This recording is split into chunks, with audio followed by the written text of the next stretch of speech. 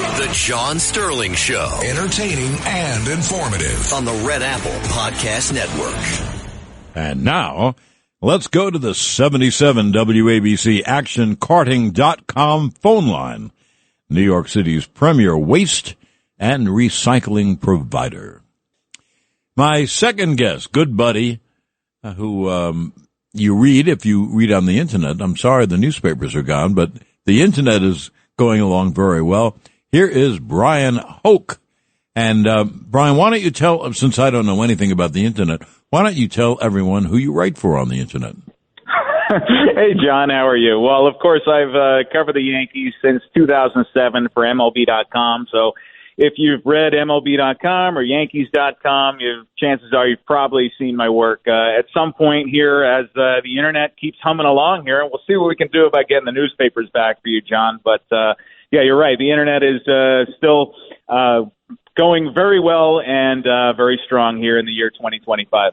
Wonderful. You know, as a matter of fact, I have been told by my people here at WABC that the show is doing very well on the Internet. So I have nothing against the Internet. I'm very happy. So you work for MLB.com. Yes, sir. Oh, that's good. MLB is having great business. Do you think that? I think it. I think.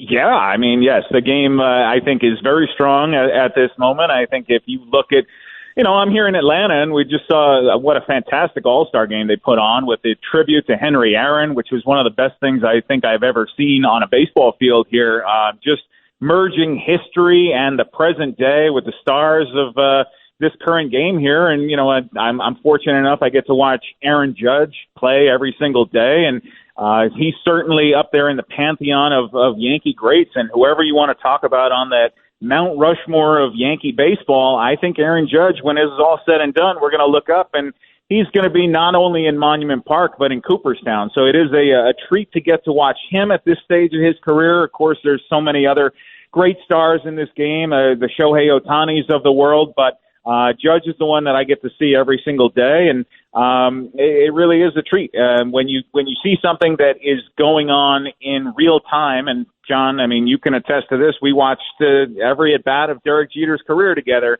You knew it was something special, even in real time, and I get that sense with Judge here as I'm watching him play out his career. Well, one thing, he is so much a better hitter than when he started. And imagine Judge, first of all, I gave this stat, Bryan, which I don't like. Do you know there's only one National League hitter hitting over 300? Wow. Boy, have things changed. Anyway, here is Judge, who, when he came up, you thought tremendous power. He'll strike out a lot. And here's a guy who's now hitting 355, and his on base is something like 470. And we know what a terrific outfielder he is. So, I mentioned this on another show. The Yankees are very lucky to get Judge. He's the real thing. He's a captain, and he cares about his team, cares about his teammates, and sloughs off praise. He doesn't want to hang around praise. He's really unusual. 100%. I'm glad you brought up batting average because, I was talking to some players around the league this year about what Judge has done over the last few years, because you're right. He came up that first year in 2016 and he batted 179. And I remember talking to him about that. And he was so embarrassed by that. He put it in his iPhone. He put it at the very top of it in the Notes app. And if you could look in his phone, you would still see 179 there to this day. It's a reminder that he never wants to go back to that. And so he revamped his swing over the offseason, going into that 17 year where he wound up winning Rookie of the Year.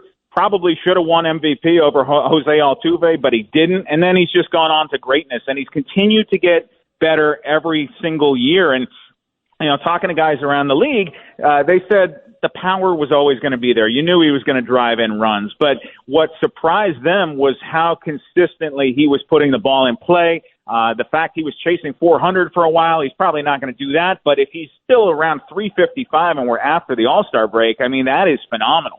In this day and age, as you mentioned, you don't see 300 hitters in the National League right now. So the fact that the Yankees have that in the heart of their lineup, I mean, he belongs there, and he's producing. I know that he's driven by what happened in the World Series last year. That was something. Look, he dropped the fly ball.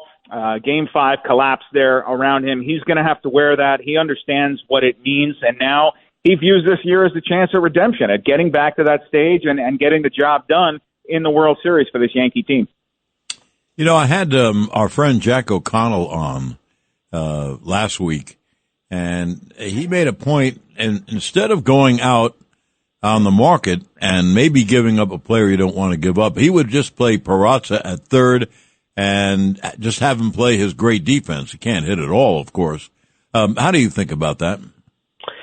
I think that until you can find an upgrade at third base, sure. I mean, yes, give me the guy who can field the position. And, can the Yankees win with a third baseman who's not hitting for much average or power? Yeah, I think they can. But you've also got a shortstop right now in Anthony Volpe who's not hitting all that great, and he's taken a step back in the field, too. So how many positions are you going to take a lesser than league average offense at? And so I think third base is a place where they really could upgrade the offense here. You look around the outfield, I don't see them making any changes. And with that, they've probably got one too many first basemen. It's already tough to find ways to work Ben Rice into the lineup. Paul Goldschmidt crushes left-handed pitching, but he's struggling against righties. You saw him on the bench yesterday against Spencer Strider, a really tough right-handed pitcher. So, I mean, Brian Cashman's got some shopping to do here. I think that I would like to see them get a starting pitcher, at least 2 bullpen arms, and a third baseman. That's a lot to do here with 2 weeks left on the clock before the trade deadline on July 31st. Oh, that sure is. And they'd be better off if it was August 31st. And the fact that there are so many teams who have a chance to get to the wild card, now I think it's going to be very tough to make big deals. But the Yankees, let's begin at the beginning. They have to improve their bullpen. Their bullpen just isn't good enough, and we're living in an era where your starting pitcher doesn't go more than 6 innings. No, yeah, I mean, you just don't see that anymore. And so the workhorses of yesteryear are gone, and, one of the few guys who does fit that mold is Garrett Cole, and you haven't gotten a single inning out of him this year. And so that, I think, put them behind the 8 ball. Very early on, Max Fried stepped up and was the ace for a while, and should continue to be that if he comes back from this blister issue. And that's been something that he has dealt with during the course of his career. But look at last night. I mean, the Yankees were forced into throwing a bullpen game, first shot right out of the All-Star break, which is just silly to do that. I mean, their bullpen was on fumes going to the break. They finally got the rest that they needed, and then they had to empty it out and cover 8 innings last night. So, they just don't have the arms there. Losing Fernando Cruz has been a big blow for this team. I think there's a ripple effect in that. Devin Williams has actually pitched pretty well in the closer's role after a bumpy start. Luke Weaver has taken a step back. I suspect that he came back a little too quickly from a hamstring injury and rushed it back, and he hasn't been able to find that same touch that he had when he got hurt out in Los Angeles. And Jonathan Loaisiga, who I think a lot of people were looking at because he's got pure stuff, he hasn't looked right either coming off surgery. So they definitely need at least 1 or 2 arms in that bullpen to bolster that, because I just don't think they have the guys that make you feel confident when there's 9 or 12 outs to get, that they're actually going to be able to hold a lead. Well, I don't think there's any question about it. About Loaisiga, I'm one of those. Well, just wait till Loaisiga gets back, because he has great stuff. And boy, has he been hit. Ooh. So we'll leave that part where they have to get bullpen help. That's the first thing they've got to do is get bullpen help.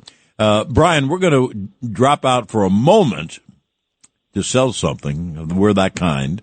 But when we'll get right back, and we'll have Bryan Hoch for another 15 minutes here at 77 WABC. The John Sterling Show on the Red Apple Podcast Network.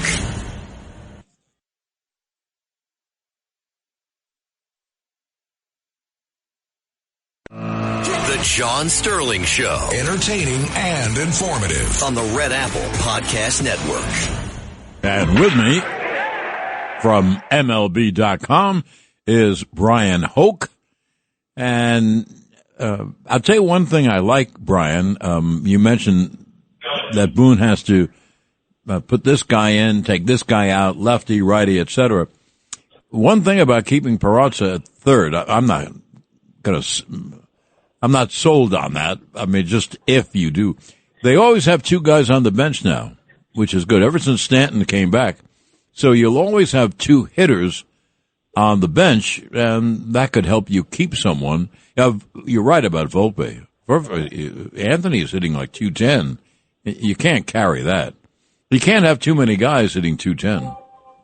Exactly. And, this was a huge year for Volpe. It really was. And I looked at it, and you look at the course of his career. He's going into year 3 as the starting shortstop of the Yankees. And I don't want to downplay his struggles too much, but I did see a lot of good last season. I know that he was kind of a lightning rod, and, people talked about his defense and the inconsistency of the offense. And what I wanted to see from him this year was to get on base more, because you can live with his batting average. I think, he's probably a guy who's going to hit you about 240, 250, 20 or so home runs. And if you're getting that out of your starting shortstop, that's fine. But I think that with his skill set, the old saying, John, you've said it 100 times, you can't steal first base. And so with his speed, you need him on the bases, being a pest, kind of getting into the defense's head, rattling the pitcher. And you can't do that if you're not working walks and getting on base. And so that's really what I wanted to see out of Volpe this year. And to this point, he just hasn't been able to do it. And I'm not sure exactly where the disconnect is and why the consistency hasn't been there. And I suspect that some of his defensive problems may be stemming from that. I think that it's only human to be frustrated here, and he certainly knew how important this season was, and he's still got time to turn it around. And, if he has a really strong second half and takes the Yankees into the postseason and plays well, nobody's going to remember what he did in April and May. But as we stand here right now in the middle of July, it's not looking like a great year for Volpe, and I think he's starting to feel the heat, and I think Aaron Boone is aware of that, and I think Brian Cashman's aware of it too. And they don't really have anyone to play shortstop or to hit, or else they'd be playing. I think, Brian, that Volpe ought to think about swinging inside out more and using right, center, and right. He swings as hard as he can all the time, and obviously that's not working. And yeah, absolutely. So that's what I would, like I'm going to be the hitting coach of the Yankees. I think if he did that, waited a little bit, and went inside out and used up right center. Also in Yankee Stadium, if you hit the ball hard toward right field, you got a chance. So that's another thing I would ask them. Are you happy with the progress of their young players like Rice and Dominguez?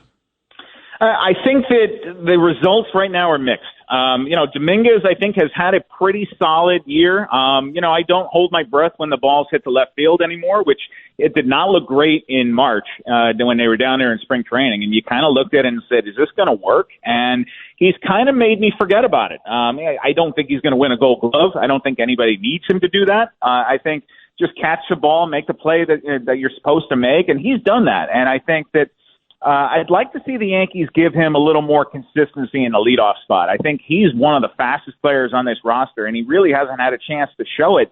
But there was a game recently, right before the break, where he got a score from first base, and he was moving. I mean, this guy was booking, and so he's got the athletic talent. He's built like a fire hydrant. He can move, and so I really want to see him on more of a regular basis. And look, we've been hearing about the Martian, this and that now for, about 10 years. It feels like he's here now. He should get an extended chance to play every single day. I know that's easier said than done when, as you alluded to, you've got Giancarlo Stanton back.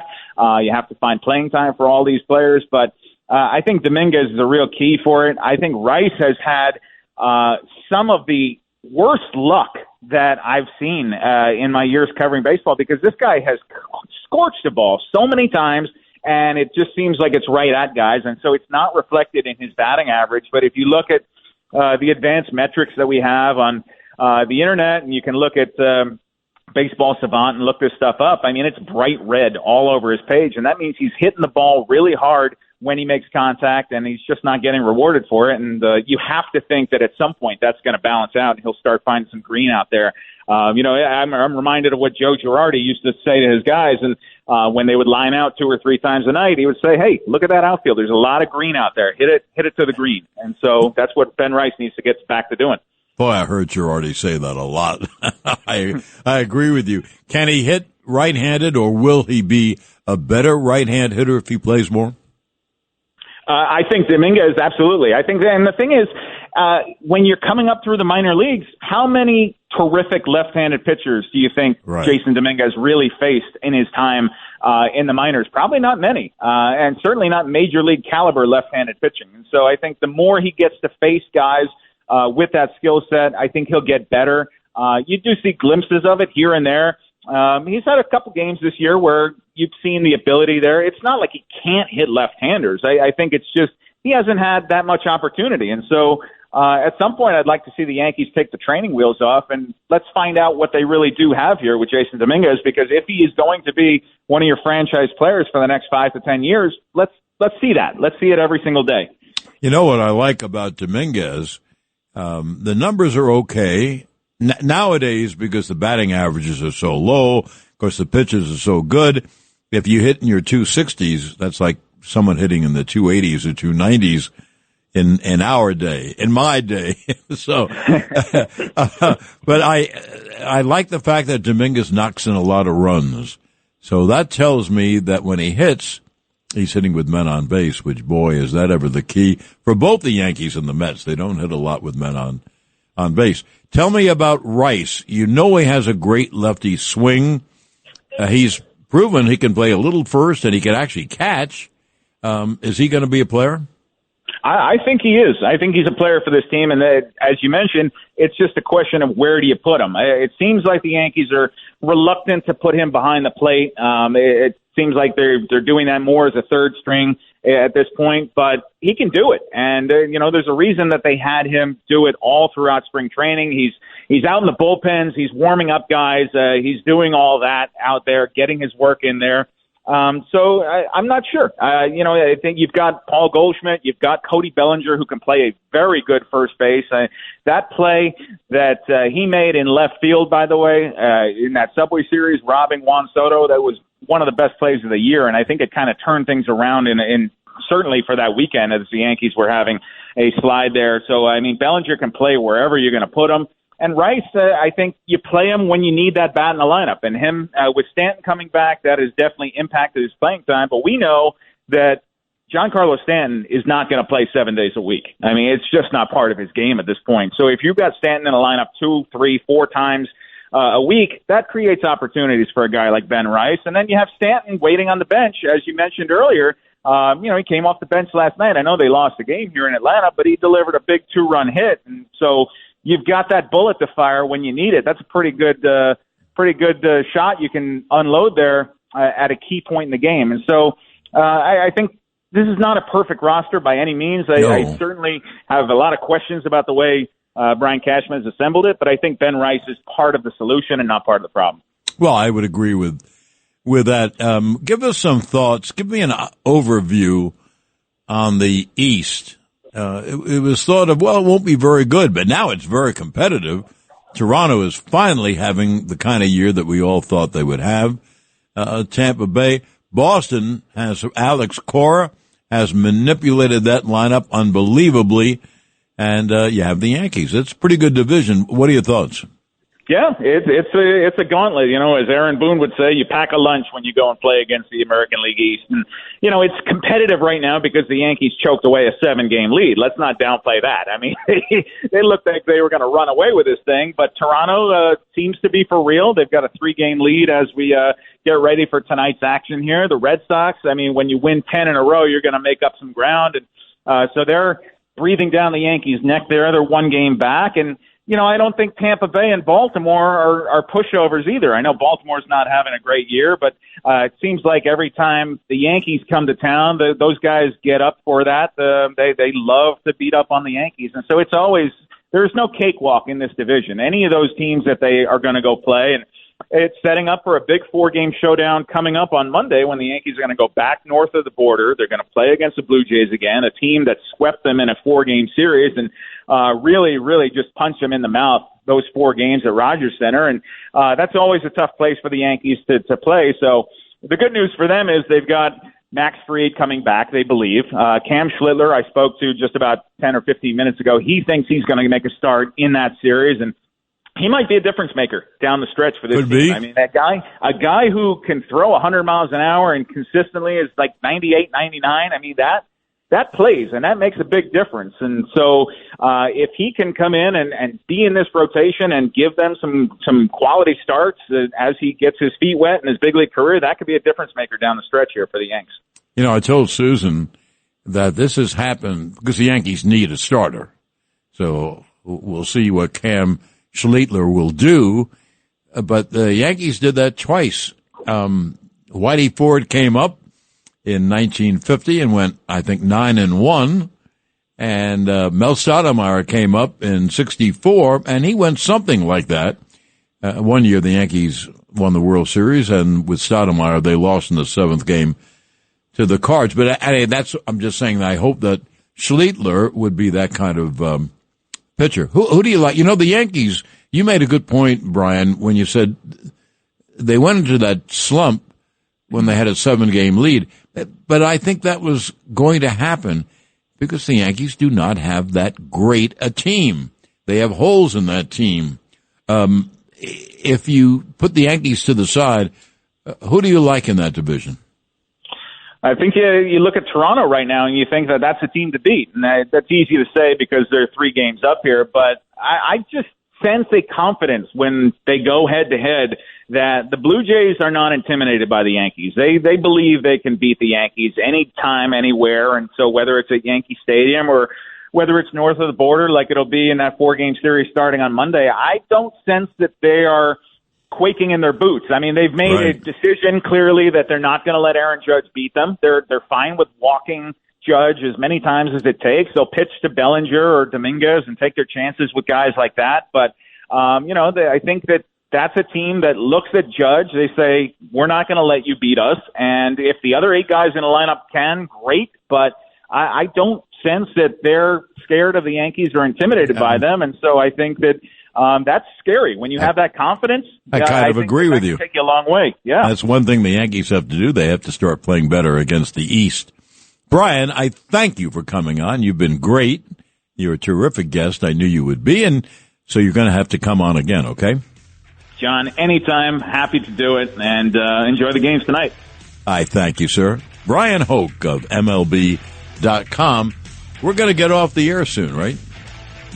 So I'm glad you told me that. Jonas Jackson, the guy who told me, Eric Williams, Rich Rattabali, and Vinny Meduno is coming up next. And what Vinny is going to do is play you some great music. So I'm going to keep talking to myself as the seconds wind down. And where are they winding down? At 77 WABC. Thanks for listening to The John Sterling Show. You can hear The John Sterling Show Saturdays at 4 on 77 WABC. If you like the podcast, share it with your friends and listen anytime at WABCRadio.com and download the WABC Radio app. Hit that subscribe button on all major podcast platforms. Plus, follow WABC on social on Instagram, TikTok, Facebook, and X. See you next time for a new episode so you never have to wonder. What the heck is going on here?